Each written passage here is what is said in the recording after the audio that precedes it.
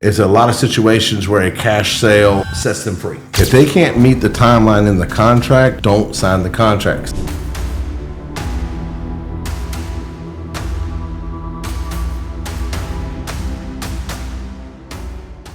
Hi, I'm Damon Gettier with Damon Buys Houses, and with me today I have Garland, the acquisition manager with Damon Buys Houses. Let's talk about how, like when we buy houses, so everybody hears cash buyers, Damon buys houses, Billy Bob buys houses, Betty buys houses, whatnot. And there's a lot of rip-off and duplicates out there. But what sets us apart from anyone else is, one, we're both licensed real estate agents. And so our code of ethics does not allow us to lie to the consumer, and we don't lie to the consumer. We try very well to be open and honest with the consumer. And us buying the house isn't always the best solution for them. No, and I'm very upfront about that. Yeah, and so we are a solution. Fortunately, because we are licensed real estate agents, I have many hats, and one of those hats is appropriate for your situation. It's just when you call in and talk to us, talk to Jay, which hat is the proper hat for you. It could be us buying your house, and buying your house works really well for houses in distress. It works well in divorce situations where you need to get away quickly.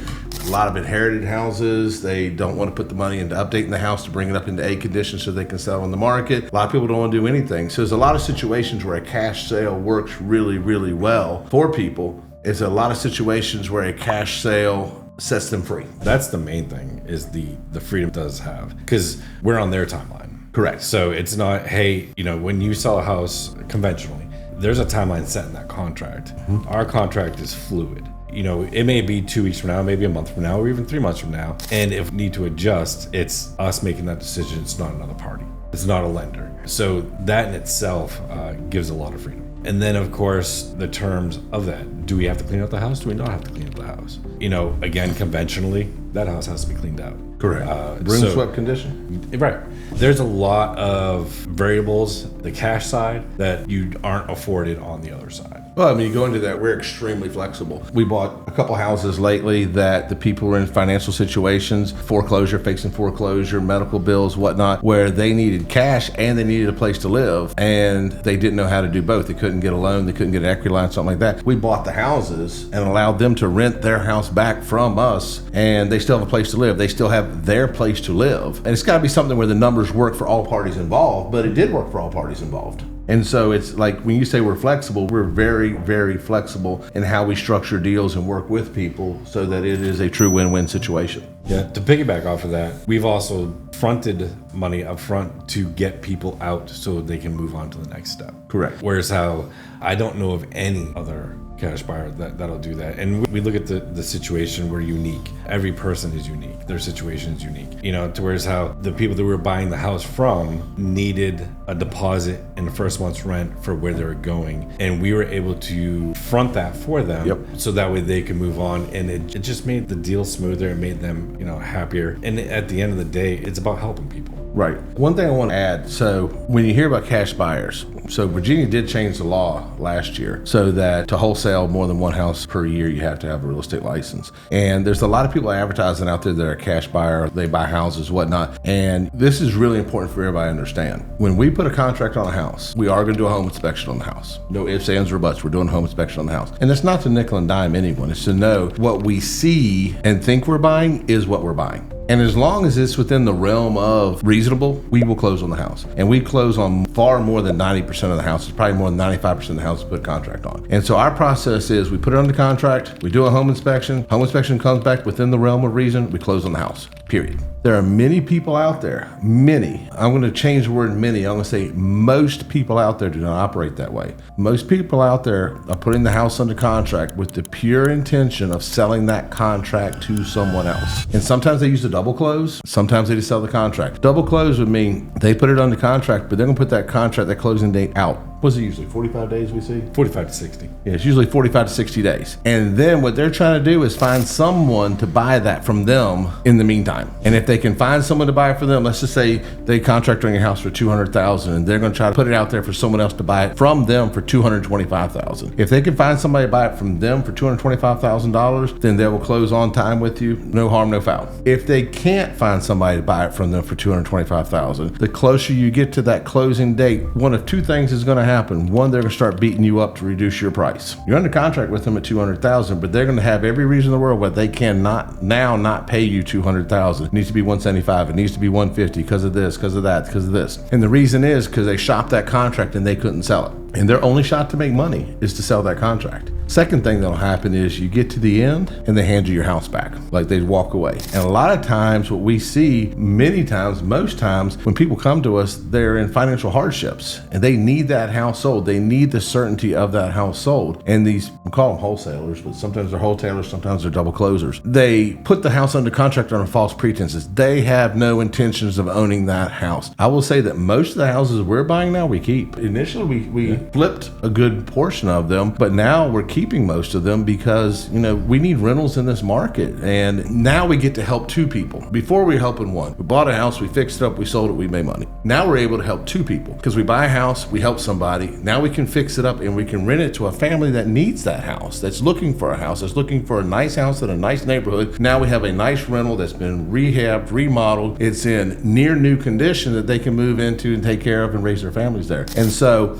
we get to help two people. So most of them now, I'd say the vast majority of them now, we're keeping as a rental. Yeah, I'd say about 75-25. And so when you're talking to someone buying a house, one, you need to know they're going to close on it. They're the end buyer or where they're trying to sell the contract. I'm not going to say that most of them are going to tell you exactly what they're doing. You might have to get a feel for it. But when we buy it, if we put it under contract, we're going to do a home inspection and then it is closing. I don't know if y'all have ever heard Brett Sharp talk about me on the radio. He and I are good friends. But when we put it under contract, we are going to do a home inspection. It will close. After that home inspection, unless we come back to you and say, whoa, and we've had 2 or 3 that the septic fields were totally destroyed and the sellers did not tell us and they did know it. When we did not close on 2 of them, two of them. One of them we were able to negotiate with the seller and get a new septic field. But 2 of them, the septic fields were failed and that wasn't disclosed. The numbers just don't work anymore. And so as long as everything's in the realm of reasonable, windows broke, floor joists rotted, who cares, okay? Septic field bad,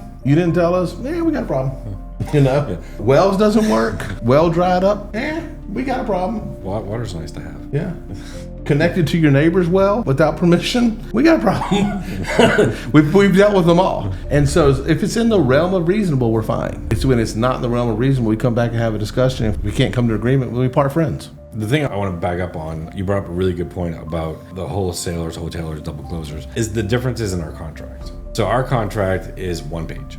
And how I explain it in layman's term is we have 2 outs. We have the home inspection. If it comes back horribly wrong, we have a conversation. For the most part, and to your point, 95% of the time, it's not a problem. We know what we're looking at. It's when, the septic comes back bad or something like that. I am no contractor, and I'll never pretend to be. The other one is clear title. You have to legally be able to sell the house. So that's our only 2 outs. A wholesaler, double closer, their contracts are typically 5 to 8 pages. And it's not to protect the consumer. Correct. It's to protect them. Whereas how our contract is to protect both of us legitimately. It's you're selling it as is. You've disclosed everything that I need to know. I've done my due diligence. I know what I need to do. We close. Their contracts are, hey, if for any reason in the future we don't feel like buying your house, we're not gonna. And there's nothing you can do to us. Correct. Right. There's no legal ramifications or repercussions. And a lot of them, for that very reason, are not licensed because of it. Because you have no one to complain to.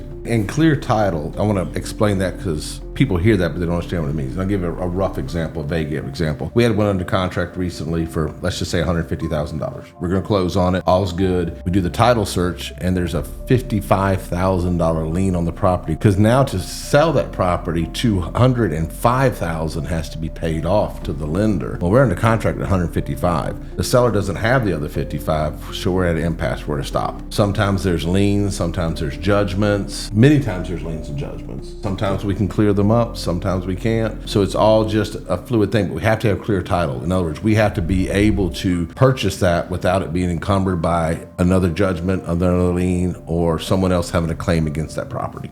So Damon had said, that a lot of times when the people that come to us for a cash offer are in dire straits in need of quick cash or what have you, or even could be in foreclosure or pre-foreclosure. If that person is under contract with, say, a wholesaler, double flipper, there's nothing that I or he can do to help at that point because you're already under contract. And I have seen it, and this is where I get angry. To where's how it's tied up, there's nothing I can do to help, and the seller and I have come to the realization that that person is not going to close on that property. Unfortunately, I've seen it twice where that person has lost their house because it went into foreclosure and there was nothing I could do to help. And those are situations that could have been saved. Yes, very much so.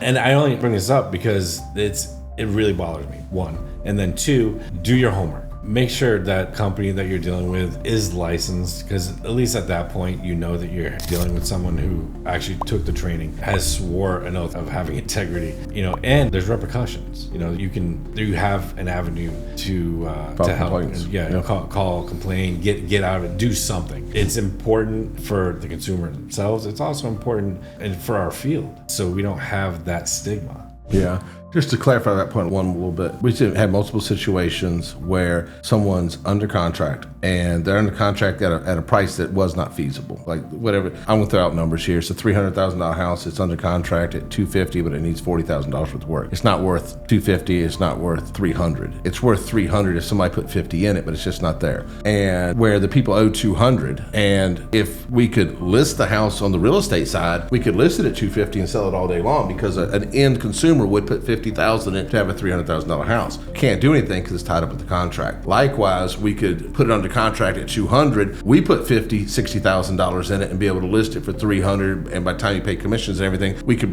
even make a little bit of money. The consumer would be protected. Someone would have a house, but we can't because it's under contract at $250,000. And those are typically wholesalers or wholetalers. They will carry that contract. They will keep them in that contract until they foreclose on it, because they're trying to get $5,000, $10,000 out of that deal. And it's just, if you're gonna put your house under contract, put it under contract where there's a date. We're closing on this date. If it doesn't close on this date, I don't have to sell you this house. And that's probably the biggest thing ever. Like, if whoever you're dealing with cannot close on the date they said, or if they use a roundabout, if they push it out, it's gonna be 6 months, but it could be a lot sooner. They put 6 months for a reason. They're shopping your contract. If they can't meet the timeline in the contract, don't sign the contract, because I can promise you in that 7 or 8 pages, there's about 9 ways where they can change that date on you. So just, if you don't understand it, don't sign it. I'm gonna say if it's 9 pages, don't sign it. But if you don't understand it, don't sign it. And if that date is not concrete, I wouldn't sign it either. I would go so far as to, if it's local, I would say this is going to go everywhere. But if it's local within our territory, if you have a contract in front of you, send it to me. I'll review it for nothing. I will tell you all the ins and outs of that contract. It would take me all of 10 minutes to do so, and I have zero issue with that, just so you're somewhat protected. Yeah, obviously, I'm not a lawyer, but... No. I will say not every company's like that. We have dealt with 2 recently that did the right thing. Yes. Yeah, which actually surprised us. We have dealt with 2 lately that did the right thing, and that was a very pleasant surprise. And we have a great relationship with them because of it. Yeah, we do. They're doing the right thing for the consumer. They're doing the right thing for their business. They're doing the right thing. So not everybody's like that, but some of the bigger players around are definitely like that. So thank you for watching our video. If you like the video and like the content, click on the bell notification, comment down below, and we shall see you next time. Signing out, Damon. Signing out, Jay.